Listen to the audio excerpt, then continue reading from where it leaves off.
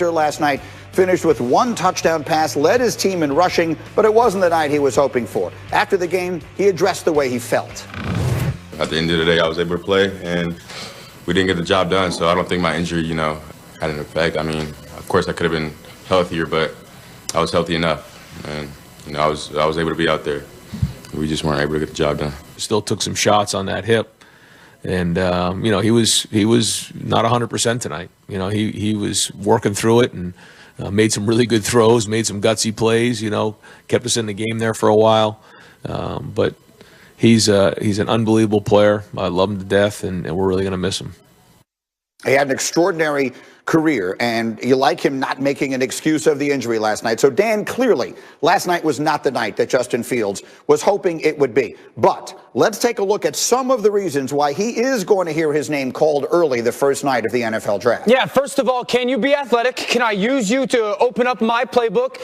And second of all, do you have the skills, the traits, the assets to make really big-time NFL throws? Well, let's look at him as a runner, right? So we know that's part of the NFL right now, and this is your traditional zone read, where he's going to read this defensive end right here. If that defensive end, if he collapses, as this back goes that way, if he collapses, Justin Fields, well, now we can pull the ball. Now we can open up our playbook. We see this with Baltimore, with the Buffalo Bills, with the Arizona Cardinals in the NFL. This is a part of the game. So are you athletic enough to do it? Justin Fields is. But this is the thing that I really love, Greeny. I mean, this is a safety from Alabama. This isn't a safety from some small school that he can out-athlete. This guy's a good player as well. The defense has won the reps, so to speak, and he's athletic enough to make that guy miss in the open field and then be able to run away from the defense. That's a trait. That's a skill that we see in the NFL that's necessary. But the question is going to be, well, what kind of thrower are you of the football? This is my favorite throw of the night, maybe of the whole game. Olave's out here.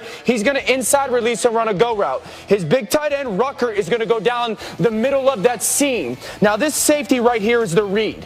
Now, 3 things that I love about this play from Justin Fields. Now, first of all, when you get the snap, I want to see that you're going to confirm coverage. He's going to stare to his left. There's another safety over here, everyone, all right? So he's confirming, all right, safety.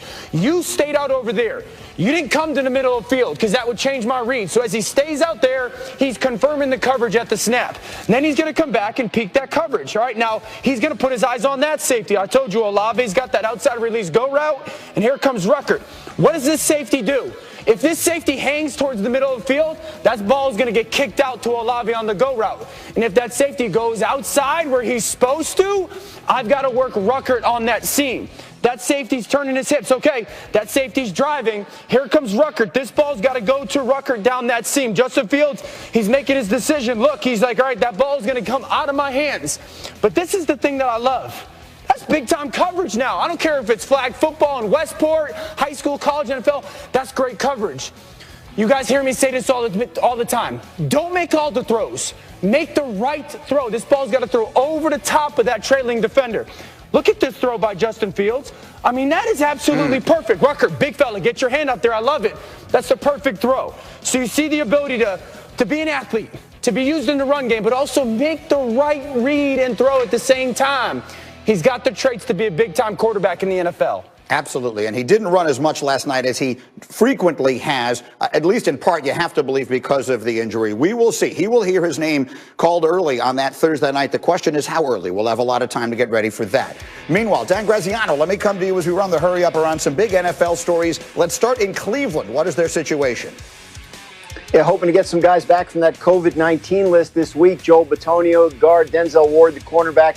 Hopefully get those guys back for the Chiefs game. Head coach Kevin Stefanski can be back in the building on Thursday. I asked him yesterday by text, are you eager to get back to work? And the answer was, do you think? In all caps with multiple question marks and exclamation points. So I'm taking that as a yes. Also eager to get back to work, former Falcons head coach Dan Quinn, who was hired yesterday as the new defensive coordinator for the Dallas Cowboys, replacing Mike Nolan, who was there only 1 year. Obviously, the Dallas defense, a major disappointment this year. Big rebuilding project on tap for Dan Quinn, the new defensive coordinator there in Dallas. And talking about defense, the Rams winning their playoff game, mainly with defense last week. Health issues for them going into this week's playoff game against Green Bay. Aaron Donald has a rib cage injury. Head coach Sean McVay said he anticipates Donald being able to go in that game. Obviously, he'll have to play through some significant pain and discomfort. They're monitoring Cooper Kupp, the wide receiver, for a knee injury this week. And, of course, the quarterback situation.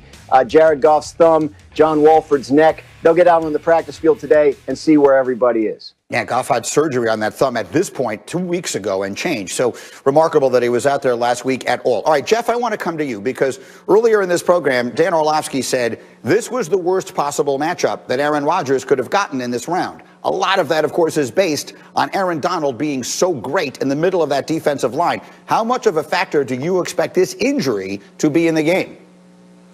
Enormous. Listen, I don't care what anybody says. Rib pain and your core and the abuse you're going to take in a football game is second to none. I mean, it is literally a car wreck every Sunday, and he's such an explosive player, Greeny. He uses his core. He can hit you. I mean, he's a smaller guy, but he can hit you with power. He can hit you overarm or swim to get you. But with the core being injured the way it is, I'm not sure he'll have that same explosive power and be able to get guys on skates. It's going to be a big injury to overcome. And listen, this isn't a pain shot's going to take this thing away. When you're talking about the internal part of your ribs, I don't care if it's a cartilage, if it's a broken rib, this is a super painful injury. And rest assured, every Packer offensive lineman knows he's hurt. They're going to find it, bro. He starts a bull rush, somebody go put your shoulder in that rib cage. It's going to go through every offensive lineman for the Packers. I think it is a big injury to try to overcome in the playoffs. That's a reality of football. But so, Dan, Orlovsky, let's look at the matchup here because you have Donald. He's not the only great pass rusher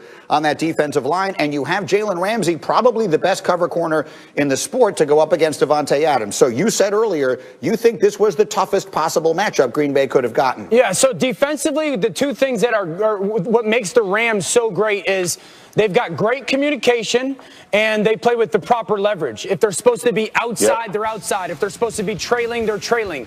Now, why does that matter when it comes to Green Bay? Now, first of all, Green Bay does so much pre-snap motion and movement that oftentimes they get a bunch of easy completions for Aaron in that offense because of lack of communication, poor confusion from the defense. That won't be the case against the Rams. And then they do so much with their play action game of creating open throwing lanes because defenses get tripped up with the leverage that they're supposed to play. Again, that's not going to happen against the Rams. And so you're looking at a defense that's kind of the kryptonite to what that offense is really good at. And then also, Jalen Ramsey will shut down, or at least has the ability to shut down one side of the field. I mean, if you watch some of their games, they will literally take Jalen, kind of what the Patriots and Jets used to do with the Darrelle Revis, put him on with somebody's receiver, and then that allows an extra defender to go to everybody else. So Alan Lazard and Tunyon, who have had so much success because of Davante Adams in many ways, they're going to have to deal with extra bodies. And so